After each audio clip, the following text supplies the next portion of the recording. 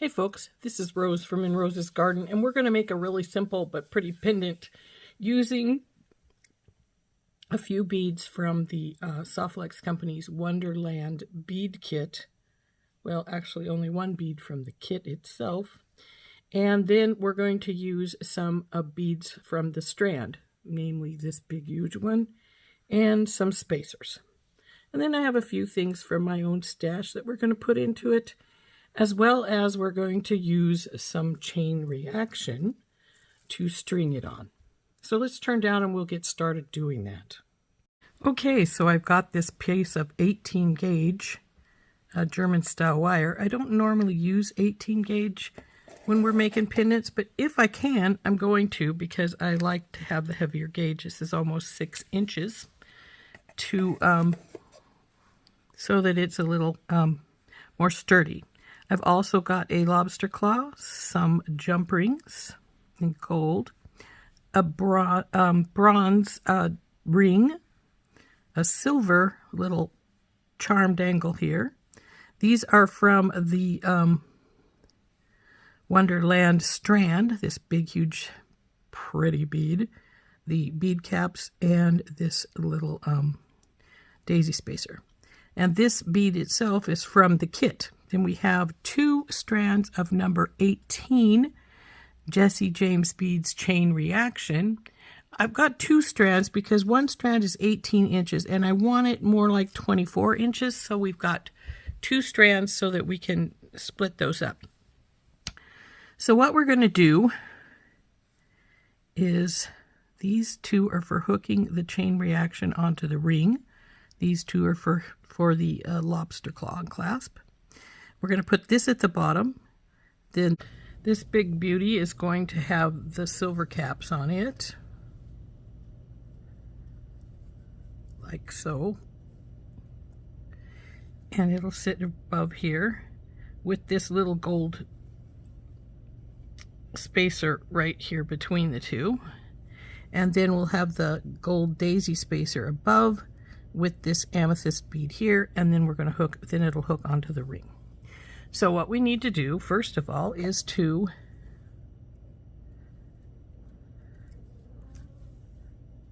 get this guy going. So I think we're fine with the, so we put that on, wrap this baby here, a couple of wraps.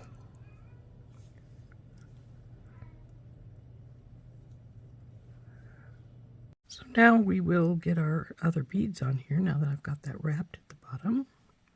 I'll start with this little spacer. Oh, come on, you. Just stop being difficult. Down it goes. Then the first bead cap. Our big, pretty bead. Other bead cap,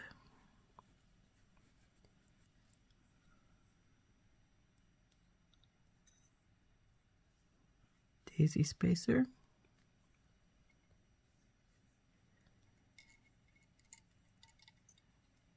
and our big pretty amethyst bead. Isn't that pretty? So now what we're going to do is we are going to take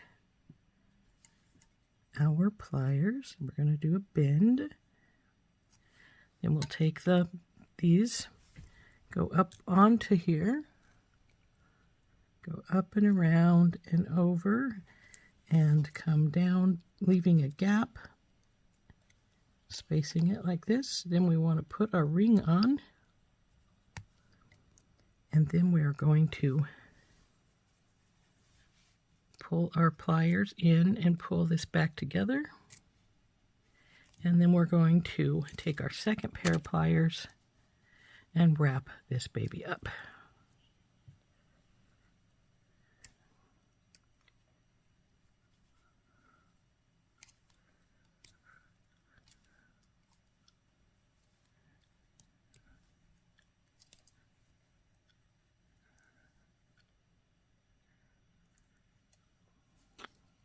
That looks like a pretty good spot to cut it, so we'll cut it right here.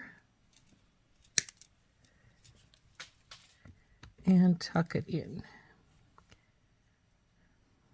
Oh, I think I left enough space to tuck it. If not, then we're going to have to cut it some more. Nope, perfect.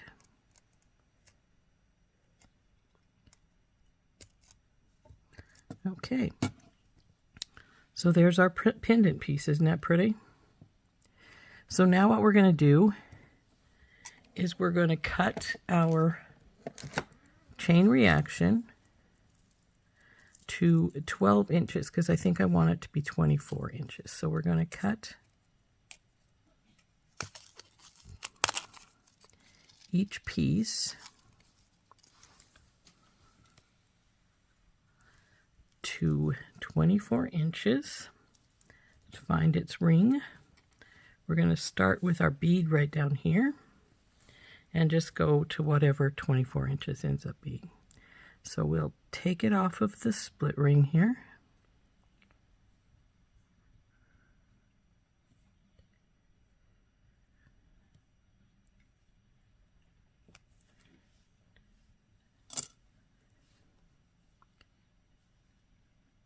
And then we'll measure out 12 inches. So that goes from the bead here to the bead here. And since I really don't want to end on a bead, I may make it be 26 inches and give that extra inch there and cut it right here in the middle. That sounds like a plan to me. Okay, so then we have this extra piece here. Don't throw it away. Makes great earrings. So now we'll get the second piece and we'll do exactly the same thing. Cut it at, I guess, 13 is where we are now going for. Open this baby up, the split ring, so we can get our... Oh, come on, you. Don't go doing that to me. Go on.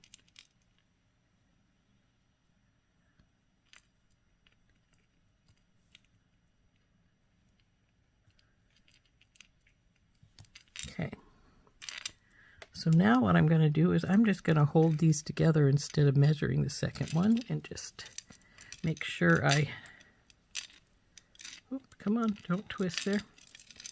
Cut them in about the same spot. So we want it cut right here, it looks like.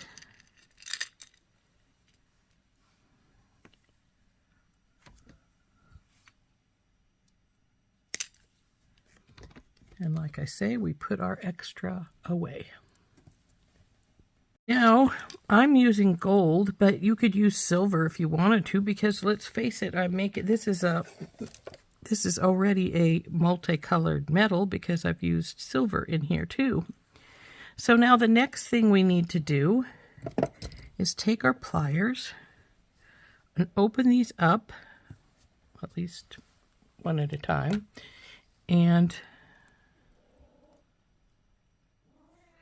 go over our ring and put our chain on.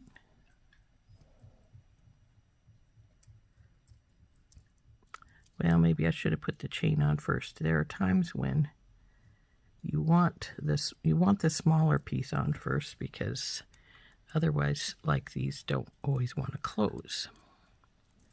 There we go. See how much simpler that was when I did it the other direction. So now we want our next jump ring. Open it up. Go on our chain and on our ring. Close it up.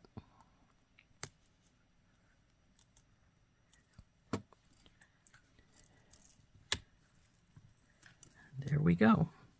There's our pendant with our chain coming off of our ring. And then we just have to put on our lobster claw up here on the other side. That's really simple. We'll just take and open up our jump ring again.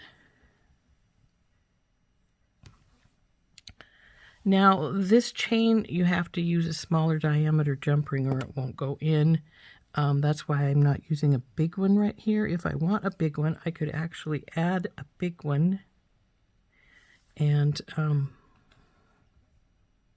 with the other jump ring.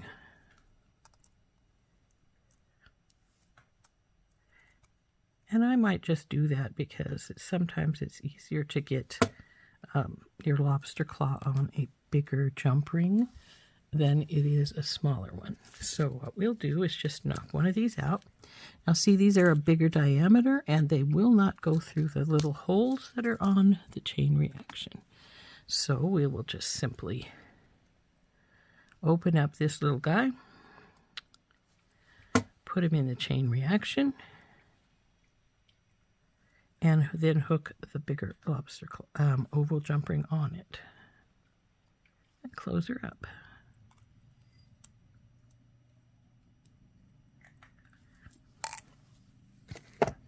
Then we can hook our lobster claw onto here. And there we are. There's our necklace all finished.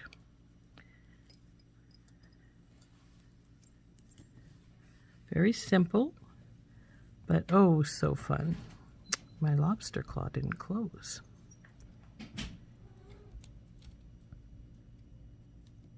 Just make sure it's not broken. Well, if you push it, it closes fine, but it wants to stick.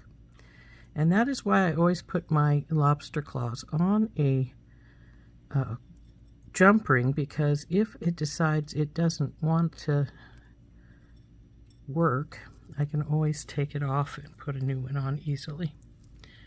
So there is our pendant all finished. Now you could put this over your head without even unhooking it if you wanted to, because it is long enough. But I think it turned out really quite nicely. Simple, but rather elegant. After trying it on, I have decided that it is longer than I want it to be. So I am going to take it off right here and move our hardware down. And we will just keep these little pieces for some earrings or something. So let's get our hardware moved down.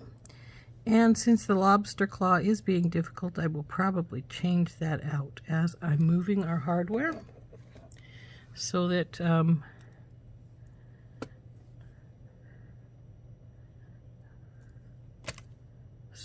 we know it's going to work fine.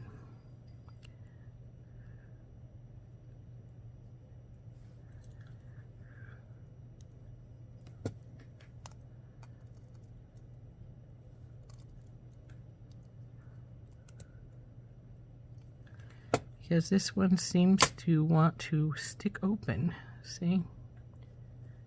No, what it should do is, because there's a spring in there, it should just pop back in place without my having to touch it to make it pop back into place. So while we have this off, we will just get a new lobster claw and change it out. Make sure that our one we change it to doesn't have this same problem.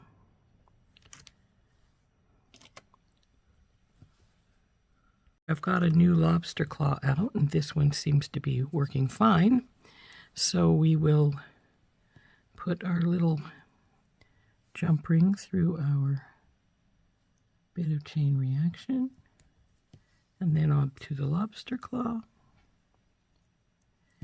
and tighten her back up.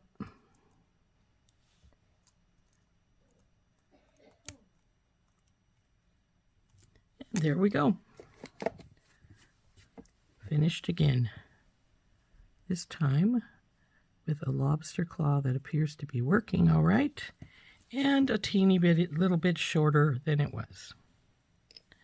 So it ended up we ended up making it be, this chain likes to twist,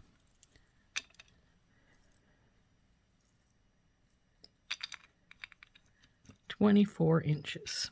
So that's a pretty nice length. And that's the size I said I wanted it to be in the first place, so that's good. So there's our little pendant necklace all finished up again.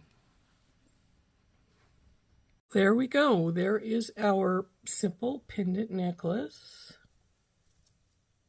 with the beads here, the 3 here, well 4 because the daisy spacer and the 2 bead caps, as well as the big bead, came from the Wonderland bead strand, and then this bead itself came from the Wonderland kit.